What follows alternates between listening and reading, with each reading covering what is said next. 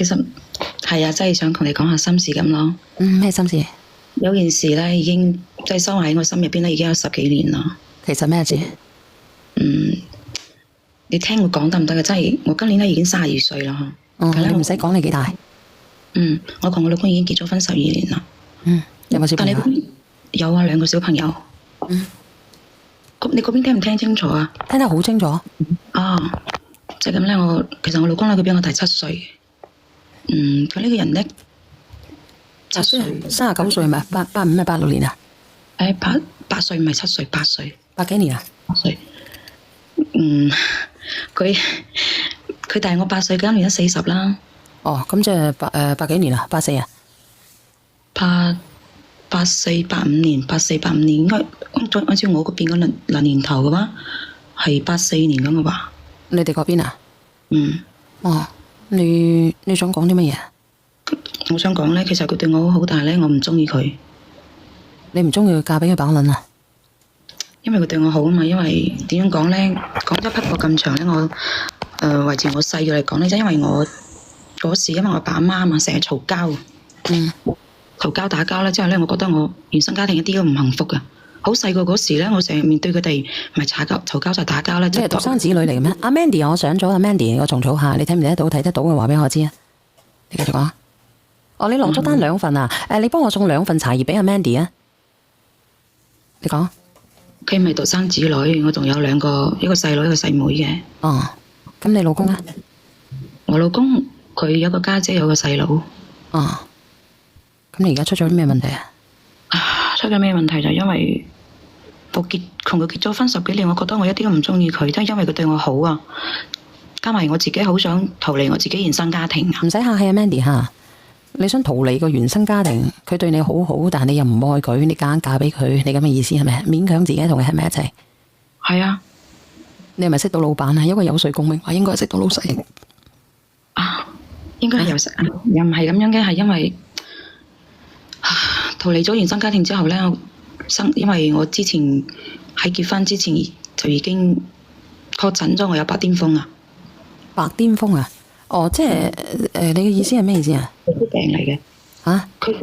佢唔痛又唔會痕嘅，就係俾佢即係佢影響成個人嗰啲面容咁啫，覺得唔好睇咁啫。初期醫翻好未啊？你而家？其實都係可以噶，但係呢度控制嘅就醫唔好嘅佢。使咗已經有40幾萬噶啦。即係如果你唔理佢，佢會唔會全部變晒咩噶？會噶，會發展都唔一定嘅。如果我體質好嘅話，佢就唔會擴散咯；如果唔好嘅話，佢就係成身都係咯。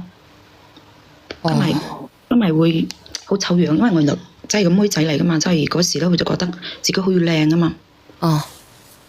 咁你一直使錢啊？使錢啊，一直都使錢。係你父母俾錢啊，定係你結咗婚之後係你先生俾錢啊？結咗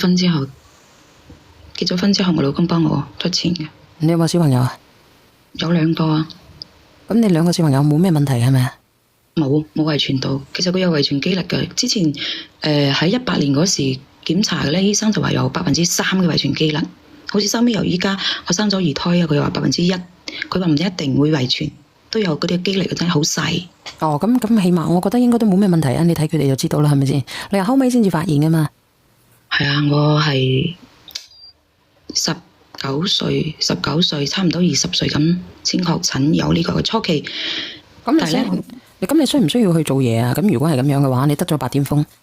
其實我一直都冇做過咩嘢嘅，我湊細蚊仔，加埋我呢幾年都喺度醫病，醫個白癜風呢個病。咁你先生即係一家人都係靠先生嘅支出啦，醫你40幾萬，然之後你要養育幾個小朋友係咪？係啊，其實佢都幾辛苦，但係佢對我幾好嘅。咁你想講啲乜嘢？我想講嘅係，其實我一直都有個遺憾嚟。咩遺憾？就係我自己咯，同我前男友係因為我自己身體嘅原因，我嗰時自己確診啊嘛。其實我哋一塊發現嘅面積咧係喺好隱蔽嘅地方，唔知得唔得講？即係而家喺個前面嗰度。呢度係咪啊？係。嗰時佢又唔知啊嘛，咁咪即係檢查咗，醫生話係初期啊嘛。我就覺得我會連累佢咧，因為我覺得我自己原生家庭一直都唔幸福。你覺得你會連累佢，所以你改嫁個第二個老公，你係咁嘅意思？唔係，嗰時我仲讀書嘅，其實讀緊高三啊。哦，嗯，你冇考大學啊？冇啊，係因為啱先都話咗啊嘛，我想逃離我原生家庭，阿爸阿媽成日嘈交打交。其實我覺得醫生話咗咧，佢話我呢個病咧係因為情緒，今日成日都好緊張引起嘅。明啊？咩叫白癜風？即係白瘜啊？你哋香港嘅白瘜啊？有冇聽過啊？係白癜風係正常皮膚嚟講咧，佢隔離嗰度咧，我哋黃種人唔係白色黃色嘅咩？佢一嚿一嚿白色嘅，你哋可以去查下嘅，好難睇嘅其實。如果喺塊面嗰度嘅話，真係好難睇。我依家係嘴唇、手指啦，從前面嗰度啦，腳趾嘅都有。哦，咁你真係好，我都好核突噶喎！如果全部咁樣，你冇將個事話好核突咧。其實我自己把樣，即係我個樣咧，生都仲係可以嘅，就係因為咁樣我由細喺我嘅環境我自卑，加埋依家有咗呢個白癜風咧，我就自己都好自卑嘅。但你可以接受啊嘛？你明唔明啊？我唔接受都要接受啦，已經有10幾年啦喎。咁我哋只可以要諗，我哋係與佢同在。最驚嘅就係同佢同時都唔喺度，唔喺呢個世界上轉動。就點講？咁你而家有個遺憾咋？你遺憾啲乜嘢啊？咁樣遺憾就係因為我前男友嗰時我冇同佢講清楚，加埋喺舊年我細佬開咗個啡廳啊嘛。佢又喺度幫忙，我好記得嗰20年初一嚟嘅。大家出嚟玩，我要乾盤子啊！我翻嚟上個咖啡之後咧，轉身見到佢。你知唔知嗰啲感覺就係我見到佢嗰時，我心真係好激動噶。點激動法？心跳加速啦。但係咧，佢冇咗後生嗰時嗰啲咩啦，因為我今年都30幾歲啦嘛，32歲啦嘛。佢比之前後生，即係唔係後生咧，一直好後生，但係咧佢成熟咗好多。後尾因為我細佬都識得佢噶嘛，我哋就喺個角落頭度傾下偈。佢就話嗰時咧，佢一直都唔知點解我一定要同佢分手咯。咁佢而家結咗婚未啊？未結婚啊，佢一直等啊。佢唔肯接受我同佢結，即係我結婚嘅事實。其實佢都知道我結咗婚，但係咧，佢話佢一直放唔低我。10幾年啦，我話我聽佢講完，你係咪好難受啊？係啊，我自己就喊，我覺得我好對唔住佢。你有冇聽過有首歌叫做《天各一方》啊？聽過，但係咧自己係控制唔到噶嘛，因為自己可能話係初戀，就會覺得見到佢嗰時咧心跳，仲係佢講咗佢等咗我咁多年咧，我就會覺得好對佢唔住。加埋我咁多年，我晚晚都瞓覺都會夢到佢嘅，即係覺得會一直喺我身邊咁咯。因為可能你哋兩個之間咧有一種默契，然之後咧喺往往之中，因為你自卑而成為咗一種遺憾，但係遺憾都係美好嘅，你有冇發現啊？係啊，真係唔使經歷嗰啲柴米油鹽咯。嗰時因為佢家庭好好噶，佢阿爸阿媽係老師嚟嘅，佢學習都好好噶。我嗰時即係佢追我嗰時咧，高中啊嘛，高2追我嘅。我從來冇諗過佢會中意我噶。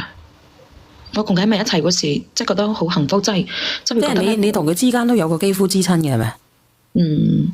之前冇，但係見咗面之後，即係同佢拍拖嗰時冇嘅。佢成日帶我食嘢啦，我唔開心會唔會氹我開心咧？因為佢知道我家庭情況。咁你而家同佢有冇肌膚之親啊？有啊，有。咁我唔係老花我近視咁啫。你有咁即係話你結咗婚，我估計你應該係呢段時間同佢有肌膚之親嘅。年初端咗盤子出嚟之後。係飽暖真係思淫欲啊！但係點講咧？因為晚晚都夢到佢啊嘛，終於都可以夢想成真啦，可以擁有佢啊！我係覺得成真咗之後咧，就會覺得唔想再失去啊！知唔知嗰啲感覺啊？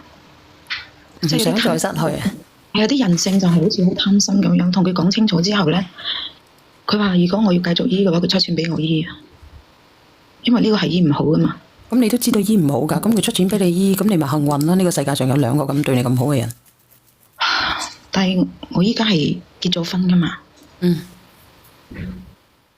最緊要嘅係我依家咩情況？我真係我講咗，我驚你直播間啲人會鬧我。咩事啫？真係我依家已經有咗佢嘅 BB。我覺得突然之間咧，我個心靜止咗。點解啊？你話俾我知咧，不可思議啊？定係話我咩啊？我唔係覺得不可思議啊！我係話俾你知咧，你即將走向嘅係萬劫不復同埋萬丈深淵啊！就係因為咁，我又唔知點算啦，所以我想你唔知點算啊？咁你嘅未來你係想點樣噶？你嘅意思即係話我有咗 BB 啦，我要同佢喺埋一齊，我要放棄而家呢頭家庭，係咪咁嘅意思啊？我係咁樣想啊，但係我唔知咁樣做啱唔啱，因為我同我細佬講咗。你覺得啱唔啱咧？我想問下你，你覺得啱唔啱咧？唔啱，因為會對唔住兩個小朋友啦。係咯，你愛唔愛兩個小朋友噶？你就算你唔愛你老公，但係問題你都同佢生過兩個，你話唔愛？嗯。咁即係話你已經決定咗啦，仲扮傻？唔係決唔決定，因為我細女鬧咗我，佢話我對唔住我老公。你細佬定係你細女？我細佬啊。咁我講嘅係事實嚟嘅喎，你真係對唔住佢喎，姐姐。你睇下呢個男人，佢願意為你乜嘢？曾經佢係願意為你花光幾廿萬嘅，花光所有嘅噃。你唔好因為呢，有時候呢，愛唔代表話我哋一定係合適嘅。你哋而家呢，係喺多巴胺上漲嘅時期。嘭一聲上咗頭啦，但係真真正正陪你度過咗咁多年嘅風風雨雨嘅春夏秋冬嘅唔係佢喎，你而家或者係打得火熱嘅啫喎，係咪真係有咁長情，咁真係有咁情深呢？我相信係唔會嘅。唔通佢喺度呃我咩？佢可能唔係呃你，但係我相信佢唔係你最合適嘅人，佢只係你曾經愛過嘅人。咁譬如話結婚嘅話，同嗰個人一齊，你唔中意嘅，你都要同佢過一世咁樣噶嘛？咁我問你啦，咁你跟住佢嘅話，你冇牽掛嘅咩？連綿頭上飛花，散聚了無牽掛，係咪真係嘅？又唔會嘅，因為已經有兩個小朋友啦。其實佢唔出現嘅話，我覺得我自己覺得都幾幸福嘅，因為老公對我好啊嘛。咁咪就係咯，人心呢，不足會蛇吞象噶，但係貪字後邊得個乜嘢字啊？貪得無厭，我就會覺得貪唔係貪得無厭，係貪字得個貧啊！到時候咧，你風吹雞蛋殼，唔係財散人安樂嘅，係一無所有啊！到時候你老公佢放棄咗你，兩個小朋友，你自己知啦。佢哋嘅世界會毀咗嘅，然之後你開展你嘅生活，你未必真係合適咧呢個人。佢雖然咧，佢懷住好好嘅願想，佢等咗你咁多年，咁佢係咪真係等咗你咁多年呢？或者就算佢真係等咗你咁多年都好啦，係咪真係合適呢？咁多年啦，難道咧連一丟丟嘅思念捨得都唔得？有冇人連上嚟啊？因為我把聲音已經係頂唔順噶啦。如果你願意連上嚟嘅，歡迎連上嚟同佢傾下偈啊！不如我送首歌俾你聽聽啦。有咩歌呢？有首歌叫做……但係我想。我小燕姐姐，我想問你覺得佢真係咪話真係等咗我10幾年？因為我覺得你咁樣一講嘅話，我覺得佢好似喺度呃我。點解呢？你話我哋到咗呢個年紀啦，肯定有需求噶啦。冇，佢等咗我10幾年。啱先你話咁長情呢句話，好似點醒咗我。嗱，你等下，你等我1分鐘吓。OK。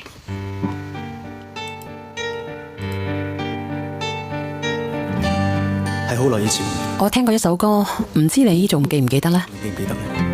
今日我同你天各一方，你有你嘅生活，我有我嘅忙碌。但係假如有一日，我哋真係喺路上偶然撞到嘅話，我哋會點下頭問候一下，然之後唔知講啲乜嘢好啦。因為你會發現，我已經改變，正如我可能唔再認識你。但係咁其實有咩關係？我只係知道。喺呢一剎那，我係幾咁想念你。呢首歌係想念，但係你要知道，我後邊希望嘅唔係嗰個嘢啊！我希望嘅呢係你哋點下頭，認識一下，然之後就算啦。嗱，有個人願意連上嚟分享嘅，你等等啊！嗱，呢個叫阿寶嘅同埋呢個匿名連咪嘅，嗱，你哋可以同佢傾下，因為我喉嚨唔舒服，你聽下佢哋啊。喂，死火咯！呢個清心如意俾人呃咗。喂。Hello， 係你好啊，親愛嘅寶啦，同埋連咗咪上嚟嘅倒數第一咪，你好，你哋可以發表下你哋嘅言論啦，然之後同呢個姐姐仔長談一下嘅。我講下先好冇 ？OK，男人嘅說話就其實即係嗱，你咁樣諗啦，不如石小姐，你覺得有一個男人可以即係而家呢個年代咁多網絡咁發達，咁多誘惑嘅年代，你覺得一個男人真係會咁長情咩？女人咧就好重感情嘅，你就一定有嘅。但係男人咧，唔係一個重感情嘅人嚟嘅，我可以話俾你聽。即係你可以跳出嚟，即係諗開少少先，係啦。咁又唔係嘅喎，我想問下你咧，男人係咪真係唔重感情嘅咧？男人會唔會為咗等一個女人？唔係唔重，係冇女人咁重。係啊，女人可以為情即係放棄，即係做錯好多。你為愛為情恨子兵。係啊，即係你理性啲跳一跳出嚟先。係啊，即係其實愛情都，點講咧？就算你真係同佢結咗婚啊，你哋維持嘅愛情都唔會有永遠噶。結咗婚之後，柴米油鹽多，其實都冇愛情好講噶啦。唔係啊，姐姐，但係我覺得我自己唔想有遺憾啊。咁你咪去做咯。即係其實你，即係但係你知道遺憾都有遺憾嘅美㗎。我同你講，因為我哋而家係點樣呢？我哋而家唔單止除咗往前看呢，係揸自己一個人走嘅，我哋係拖住兩個小朋友去走㗎。係啦，如果你當初唔分手嘅話，你可能你同佢有個結果，但係你分手啦，你選擇你中咗個果，你有兩個小朋友喺度，你係一個媽媽嚟嘅。所以但係女人呢，就係咁樣噶啦。女人個心飛走咗呢，因為佢今次就算唔揀佢男朋友執唔到呢，佢永遠都係忘記唔到。其實你精神上個背叛都係對唔住你老公，咁你不如放咗你老公咯。係呢個姐姐，但係我覺得我唔愛佢嘅話，同佢過一世嘅話，我覺得我自己有遺憾。咁我覺得你咪去揀咯，咁你咪去揀你男朋友咯，你唔好有遺憾咯。咁你有承受翻你個後果喎，但係你自己第日要承受翻咯，係啦。覺得我自己又承受唔住，所以我就係好糾結呢件事。承受唔住，冇得承受唔住，因為你嘅自己嘅選擇，你就要學會承受。你都唔細噶啦，你成年人嚟噶嘛。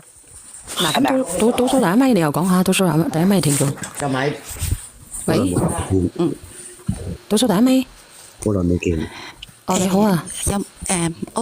我分享一個好似佢咁嘅 case，姐姐一樣嘅事情，咁個結局講俾佢知啊。哦，你等下先，你等上邊嗰個講埋先啦，下邊倒數第一咪嗰個好唔好啊？呢個哥哥。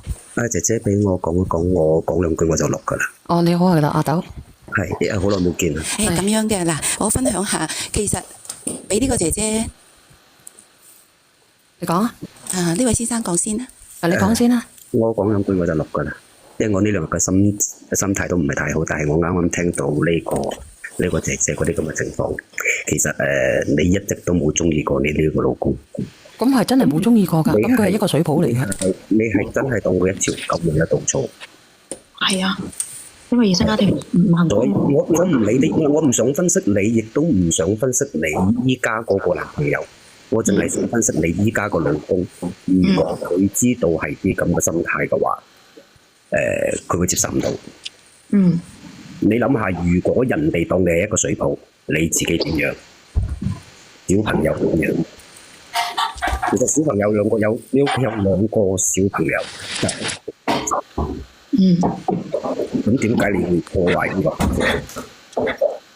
唔係你幫佢講咩？我聽唔清。我話點解你咁樣要去破壞呢個幸福？其實你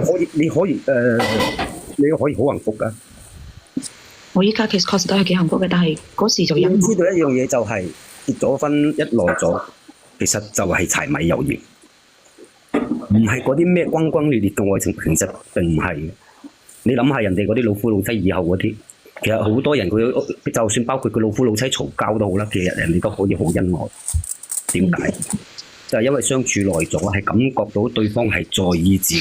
其實係因為想維繫自己個婚姻咯。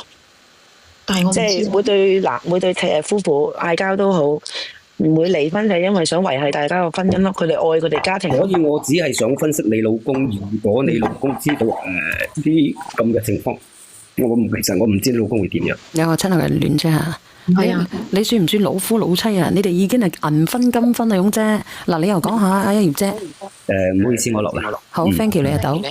我翻下你啱先講嘅咧，我都唔知我依家即係點咧。我見到佢，我自己就控制唔住。我分享翻同。我聽住你講。我分享下咧，我一個最好嘅朋友，同呢個女事主係同一個 case。咁佢亦都係因為家庭嘅問題，嫁咗個老公。咁關係一號都唔好，已經係結婚咗30幾年啦。但係喺佢10幾20年嘅時候，佢同佢一樣，佢係同佢嘅初戀發生咗一個佢係覺得係遺憾嘅事情。但係個結局其實佢老公最尾都係對佢好好，佢老公唔知呢件事，但係最尾係佢同個初戀嘅相處咗，佢同個初戀一齊係10年超過咗，係偷偷哋喺埋一齊。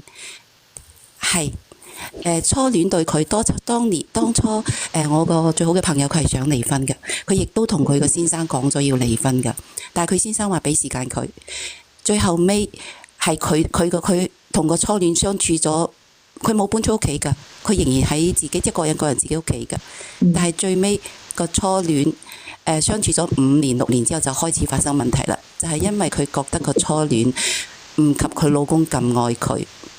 然之後最尾係個初戀仲有好多嘅問題，因為佢哋以前唔係一齊生活。最尾佢發現佢雖然唔愛佢老公，但係佢老公嘅愛係令到佢感化咗佢。咁然之後依家喺家庭裏邊同仔女嘅相處同埋同先生嘅相處係非常之好。咁佢有時講開，佢就同我講，佢就覺得其實如果佢有選擇，佢寧願將初戀永遠擺喺度，唔好有發生曾經嘅嗰差唔多10年嘅時間。咁呢個就但係佢就覺得佢好幸運，因為佢最尾佢冇選擇到離婚。如果佢知道佢離婚咗之後嘅後果，其實佢冇得翻轉頭，而仔女亦都會覺得佢係一個好唔負責任嘅媽咪。咁呢個係等呢個女士自己去參考。佢啱啱呢個女士講一個問題，佢話佢覺得遺憾。其實如果以我個人覺得，你對呢個曾經嘅戀人，你會有遺憾。點解你有冇諗到？唔好諗你現在嘅丈夫，你就諗你個仔女。你個仔女一生嘅遺憾，由邊個會彌補翻俾佢呢？你可以咁自私，你就係因為一個遺憾，但係你唔知結局係點。但係你嘅仔女冇咗媽咪分屋企嘅破裂，個仔女係一生都冇得翻轉頭嘅。咁呢個遺憾你又點樣呢？其實有時我哋做父母嘅已經去到咁樣嘅狀況，而且丈夫對你咁好，唔好講良心啦，係一個石頭都應該要暖啦。我覺得應該你自己要諗諗呢個問題啊。係啊，有個人呢，佢唱咗一首歌俾你聽啊，最愛你嘅人係我，點解你捨得我難過？為你哋付出咁多，你真係一啲都冇感動過咩？10年啦，12年啦，10年生死都兩茫茫，但係你12年咯，你對住隻狗都有感情啦，何況係一個人？唔係啊，啱先個姐姐話咧，咁俾我佢一話嗰啲咁樣講啲咁樣經歷咧，佢個姊妹嗰個咧，我就覺得我自己感觸好深，咁我就突然之間覺得我自己做錯咗，依家難受。你真係做錯咗啊！咁我要將個 BB 攞，將佢咩？小婉啊，麻煩你放我落嚟啊 ！Thank you 你啊 ，Thank you 你啊，非常之感謝你啊！我分享下我經歷好唔好啊？其實我前夫都係因為出軌。即係個心出咗軌，跟住，即係我哋互相傷害咗1年，未分開。我哋中間嗰個傷害咗我個女，我大女，即係我有2個女啦。我細女仲細嗰陣時，我大女咧，知唔知？因為我哋咁樣嘈交，影響咗我大女有病，抑鬱、自閉同埋抑鬱情緒病。佢要係好多年啊，好多年。咁我因為離婚失敗，我係愛我前夫，咁你個心唔係同我放你走啦，咁啊傷痛我咩啦？咁我自己都抑鬱嘅。咁當時我好忽略咗我大女嘅情緒嘅，因為我都唔好受。最後到我抑鬱咗5年，我要食藥，我先慢慢從離婚中醒，先望到我仔女，我個女其實都已經好嚴重，知唔知？最後都係我用咗8年嘅時間，我女而家先至踏出翻個社會去工作，但係佢冇朋友，翻工放工，同埋得我哋翻屋企得我同我細女最親密。我而家先好後悔冇陪住個女，搞到個女傷害咁大。我希望你做媽咪嘅，望下你個女，知唔知有啲嘢係彌補唔到，就算佢冇咗媽咪，係我撐起一片天，即係做父母角色可以撐起一片天。但係你個屋企個小朋友個有個心理病，有啲嘢係做唔翻噶。係啊，小朋友真係好重要，知唔知啊？你個離開好影響你小朋友，佢係心頭肉嚟噶。希望你諗一諗你個小朋友，冇嘢比佢更重要，包括你嘅愛情。你唔知道啊？我明白啦，多謝晒你啊！多謝你同我分享呢啲嘢，因為我會覺得我自己解唔開啦。今日連咗小燕姐姐同埋啲直播間咁多啲你小燕姐姐嗰啲粉絲，即係你哋冇鬧我，真係喺度講啲嘢，我都自己知道我自己有好多問題，真係。其實我哋都係好溫柔噶，我哋願呢個世界嘅人都可以溫柔以待嘅。咁如果你話我哋你會回頭嘅，我鬧你做乜嘢啫？係咪先？你話出唔出軌啊？點樣係咪先？呢個係你個人嘅嘢，但係你話。我唔想傷害我家庭嘅，我要回歸嘅。我覺得你非常之好嘅，如果你諗得通嘅，你諗唔通我哋先至氣憤嘅啫，係咪？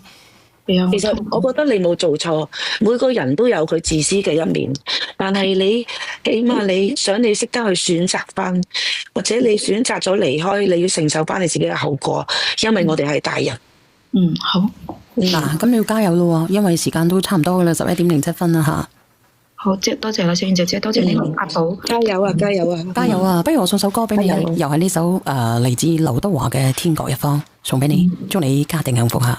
多謝姐姐，我唔係好識走，我放你落去啊，唔該。